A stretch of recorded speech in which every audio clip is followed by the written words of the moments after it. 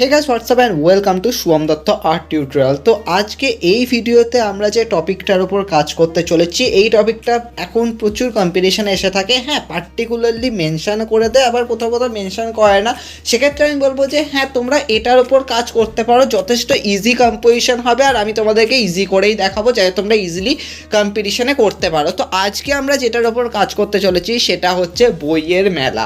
প্রত্যেক বছর প্রত্যেকেই যায় বই মেলাতে, আমিও যাই, তোমরাও যাও। তো আজকে বই মেলার উপর কাজ করব। তবে হ্যাঁ, বই মেলার উপর আমরা আগেও কাজ করেছি, কিন্তু এই কাজটা একটুখানি অন্যরকমভাবে একটু কম্পোজিশন দেবো, খুবই সিম্পলভাবে করবো যাতে তোমরা কম্পিটিশনে করতে পারো। আর হ্যাঁ, একটু কম ফিগার হবে, আবার বেশি ফিগারও হবে, কিন্তু সিম্পলভাবে করবো যাতে তোমরা ইজিলি করতে পারো। তো ভালো মতোভাবে টপিকটার কনসেপ্টটাকে বোঝার চেষ্টা করো। তো বেসিক্যালি দেখো, বইয়ের মেলা আমরা দুভাবে করতে পারি।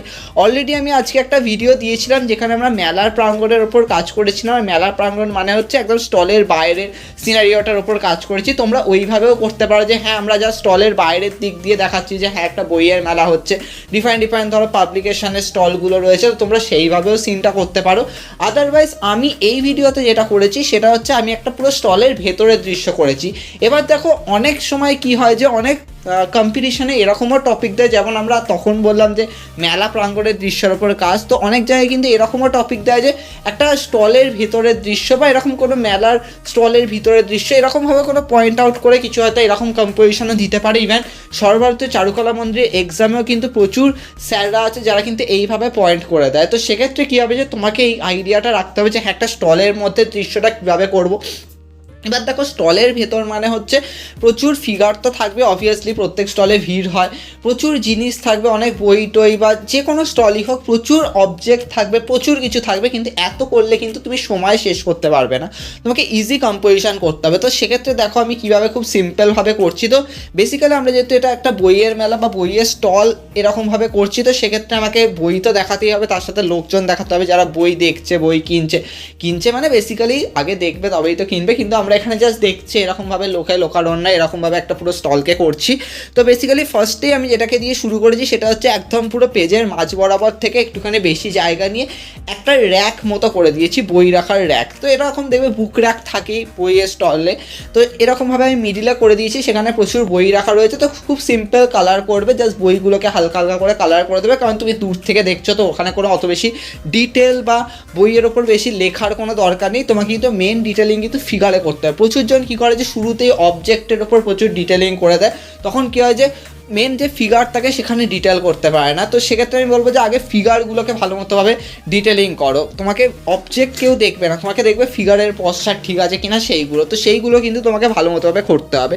তো প্রথমেই তোমরা দেখতে পেয়েছো যে আমি কি করেছি, একটা সামনে বুক র্যাক মতো করে দিয়েছি, সামনে প্রচুর বই রয়েছে। এবার আমি দুধার দিয়ে ফিগার করা শুরু করছি। এক ধারে আমি দেখালাম যে এরকম হয়তো কোনো স্কুল স্টুডেন্ট বা এরকমই কেউ হয়তো কোনো কলেজের স্টুডেন্ট এরকম পিঠে ব্যাগ নিয়ে এরকমভাবে এসছে, সে বুক র্যাকের সামনে দাঁড়িয়ে আছে, দেখে একটা বই দেখছে, বই তুলছে, এরকমভাবে সিন করেছে। এরপরে আরেকটু এগিয়ে আরও কয়েকটা ফিগার করে দিচ্ছি। এরকমভাবে ধরো 4টে ফিগার মতো আমি সামনের দিকে করলাম, এদিকেও আমি 2টো ফিগার এরকমভাবে হালকা মতো করে দিয়েছি। এবার আমি ধীরে ধীরে কী করবো, ভেতরের দিকে যাবো। তো ভেতরের দিকে ধরো এরপরে আরও বেশি ছোটো করে ফিগার করছি, কারণ যত ভেতরের দিকে যাবে আস্তে আস্তে ভিড়ের মতো ব্যাপার হবে না, তো ভেতর দিকটা আরও বেশি ভিড় হবে। তো সেক্ষেত্রে ছোটো ফিগার করছি। ফিগারগুলোকে যখন দূরের ফিগার হবে একদম হালকা করে শেড দেবে, বেশি ডার্ক শেড মানে ডিটেলিং বেশি করতে হবে না, জাস্ট হালকার উপর কাজ করবে।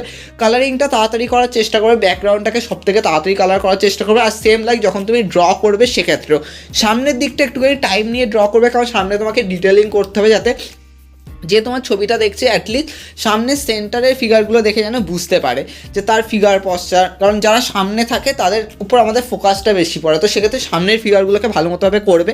এবার ব্যাকগ্রাউন্ডটাকে আস্তে আস্তে করবে, হালকা করে করবে। এরকমভাবে ধরো একটুখানি ডিটেলিং করে দিলে, পেছনে আরও বেশি ধরো বুক র্যাক মতো করে দিলে, যেগুলো লম্বা যে র্যাকগুলো হয় তো সেগুলো করে দিলে। এরপর যেমন ধরো এদিকে আমি কী করেছি, একটা যে এন্ট্রি গেটটা করে দিয়েছি, ওই সাইডটা আমি এন্ট্রি গেট মতো করে দিয়েছি। তারপরে এবার আমরা যেটা করবো, যেহেতু আমি পুরো স্টলের ভেতরটা দেখাচ্ছি, তো আমার ওপরের যে কী বলবো ফ্লোরটা যেটা রয়েছে আমি ওইটাকেও দেখাবো, মানে ফ্লোর ঠিক নয়, ওটা জাস্ট ওপরের যে মানে পার্টটা ওটাকেও আমি দেখাবো। তো ওই জায়গাগুলোকে আমাকে পুরো জায়গাটা করতে হবে। তো এরকমভাবে আস্তে আস্তে আস্তে আস্তে আমরা করছি। এইদিকে যেমন দেখতে পাচ্ছ দেওয়ালের ধারটায় আমরা এরকমভাবে আরও বেশ কয়েকটা বুক র্যাক মতো করে দিচ্ছি। তো এইভাবে জাস্ট আমি দেওয়ালের পার্টটা করছি। তো এরকমভাবে আমাদেরকে আস্তে আস্তে আস্তে আস্তে করতে হবে। এই দিকটা যেমন ধরো আমি আরও কয়েকটা বুক র্যাক মতো করে দিচ্ছি। তো বেসিক্যালি পেছনের দিকটা তোমাকে একটুখানি ফিগার দিয়ে দিয়ে ভরাট করতে হবে।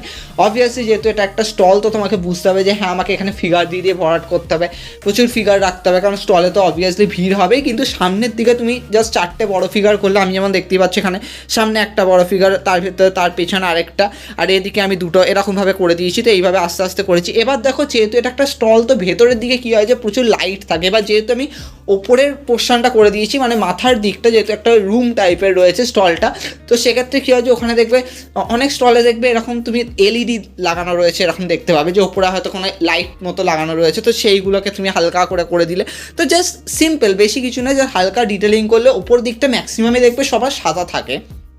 বেশিরভাগ স্টলের কালার সাদা হয়, অথবা ওপর দিকটা হয়তো রেড থাকে, তবে রেডটা থাকে না, সাদাই থাকে। তো সেরকমভাবে ধরো সাদা একটুখানি ইয়েলো আকার দিয়ে হালকা করে একটা শেড দিয়ে দিলে, তো তোমরা এরকমভাবে একটা মিক্সিং করতে পারো।